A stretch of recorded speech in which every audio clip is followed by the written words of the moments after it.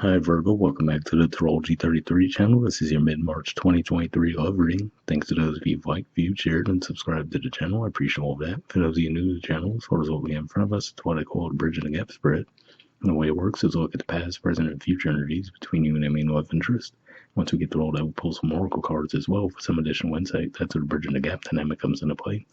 And as far as the decks being used, on the left side we have the Lover's Path Tarot, on the right side we have the Romantic Tarot.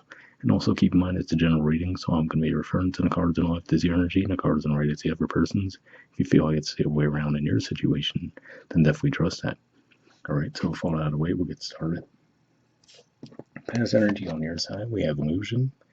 So this is the equivalent of the moon in traditional tarot. And this could even just be pointing to a timeline, saying maybe during the Virgo full moon, you might have been in this energy, or possibly even going back to the Leo full moon, given that that's your 12th house. But yeah, to me, this looks like you might not have been seeing a situation with this person clearly, or you might not have been presenting yourself to this person clearly. It could go either way there. But either way, a lack of clarity for sure in the past.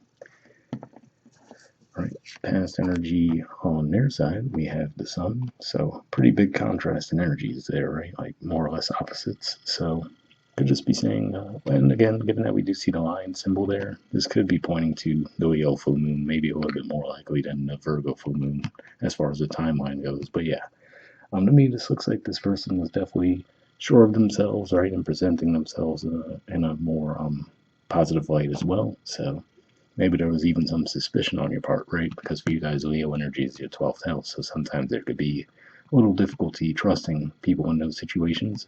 So that's what I see there for sure. Definitely a huge contrast in energies.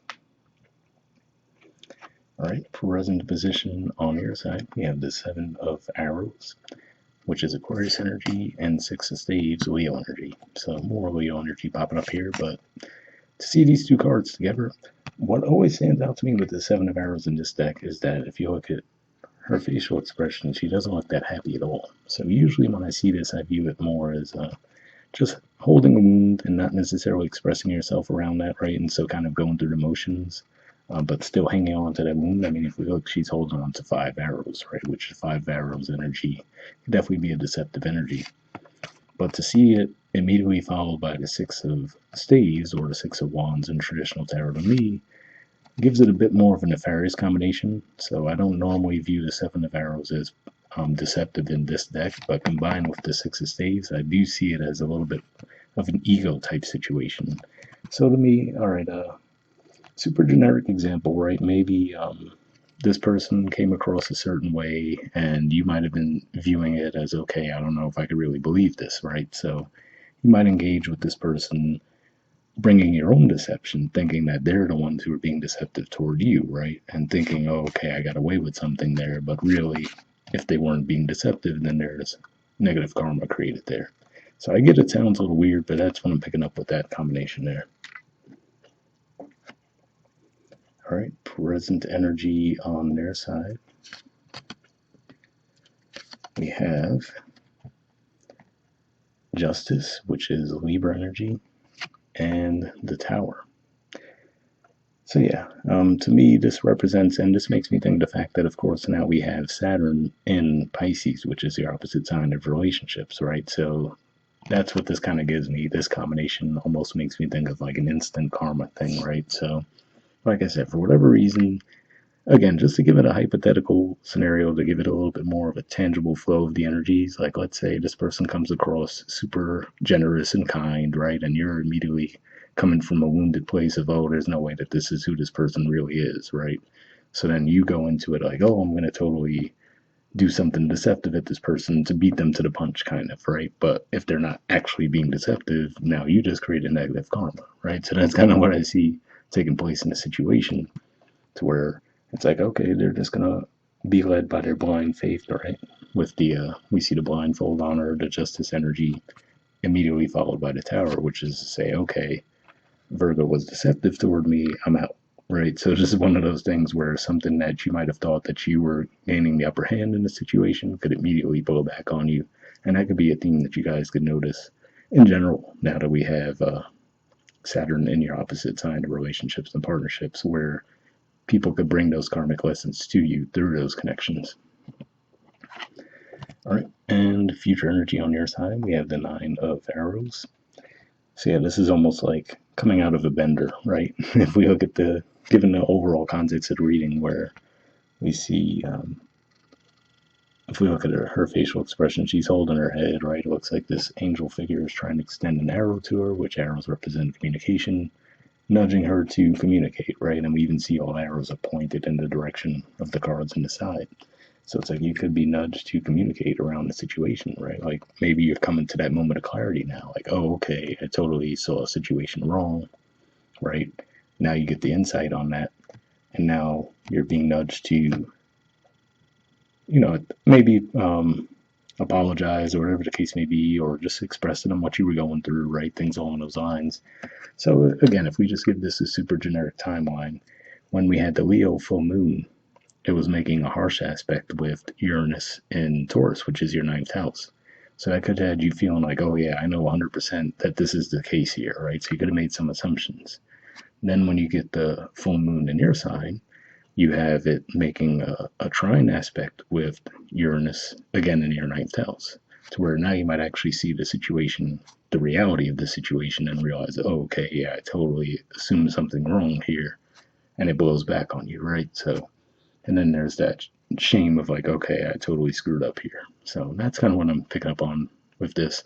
Not to like paint out heroes and villains, right? Because, like I said in the beginning of the reading, for some of you, this might be your energy on the right, and this could be the person you're dealing with. But that's just how these energies look to me. And future energy on their side, we have the Queen of Swords, Libra energy, the Four of Wands, Aries energy, and the Six of Cups, Scorpio energy. So interesting mixture here as far as the Queen of Swords, especially if we look in this deck. She definitely looks like she's not impressed, right? We see the one sword on the ground there, and we see the nine behind her, which ironically matches the nine of arrows on your side. So it could just be one of those things where this could represent them sitting and waiting to hear you out around whatever the situation is, right? And depending on how that goes, this could just be saying that, yeah, maybe you guys actually could heal the connection and move forward, right? Have that reconciliation. But for others, you just could just be saying that again. I feel like it depends on how the energy plays out here. If they're not necessarily believing the way that you come forward, then they might actually move to another connection and possibly someone from their past as well. And as far as timelines there, you might see these things playing out during Aries season, more particularly close to that Libra full moon early in April.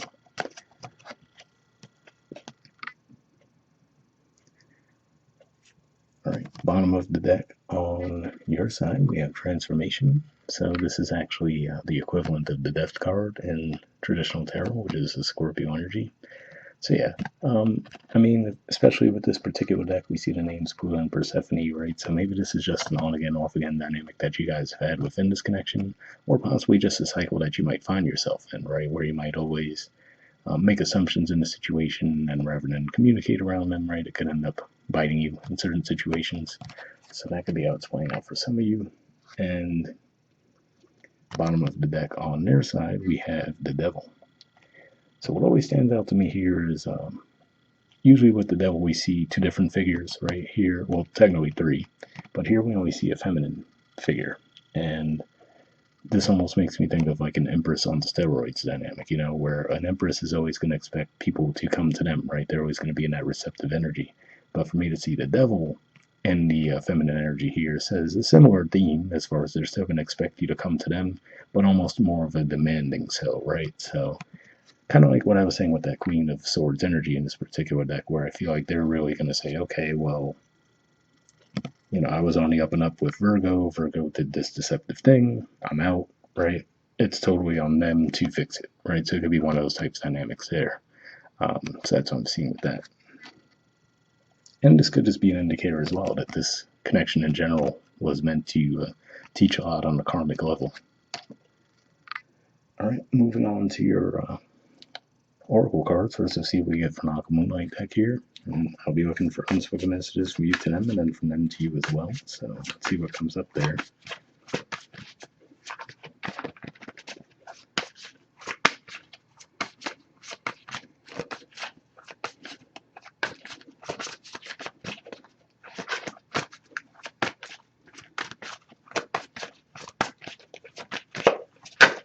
got one there.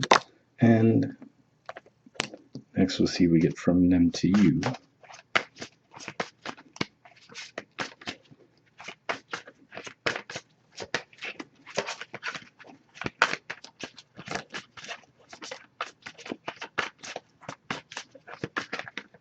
All right, and got one there. So let's see what we got on your side first. All right, we have worry. It says, I'm not sure if this is a good idea. I'm overthinking everything. What will everyone else think? Well, interesting to hear that last sentence, what will everyone else think? Because I was going to say with the Nine of Arrows, that definitely to me represents worry and overthinking, right? Like I said, it looks like you might have this fear around coming back into the situation. So again, because the energies are so layered, I feel like to try to put in a more practical example might be the best way to convey the energies without it becoming an 8 hour long reading. But again, a generic example, right? Let's say, and it does sound a little petty, but this is just the first example that comes to mind where you meet this person, right? They seem super charismatic and charming, and you immediately tell your friends, oh, this person's a player, blah, blah, blah. I'm going to do this to get them, right? To beat them to the punch, kind of beat them at their own game.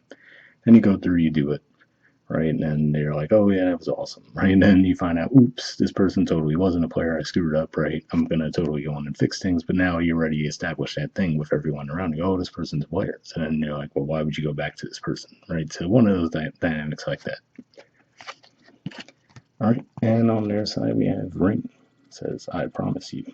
So yeah, interesting there because I did mention with the Four of Wands energy, I was like, there is actually a possibility that the connection could get back on track and move in a positive direction.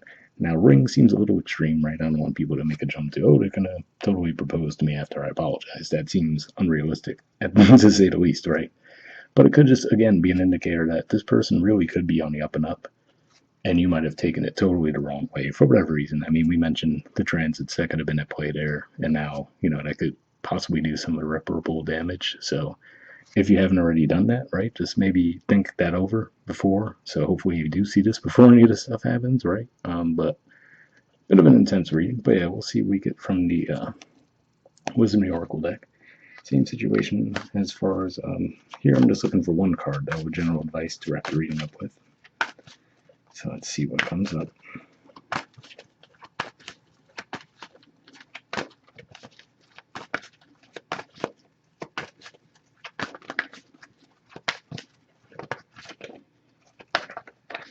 Got one there. Okay, let's see. All right, we have Observer.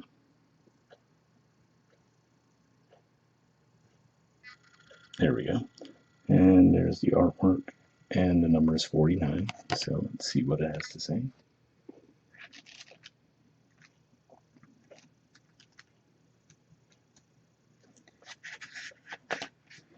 Okay, the relationship message says, sometimes you just can't see the forest for the trees in your way. Feelings can get all jumbled up, and often you hear one thing when a person says another.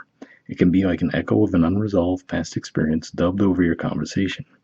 Take time out before you react. It's likely the other person has no idea how his or her words have affected you. Take a few steps back and lend understanding to the situation. Have faith in your connection and trust that you can come together. Take the higher ground now and cultivate curiosity about what you observe in yourself, in others, and in the landscape. You will find things much improved sooner than you think. So yeah, interesting message there.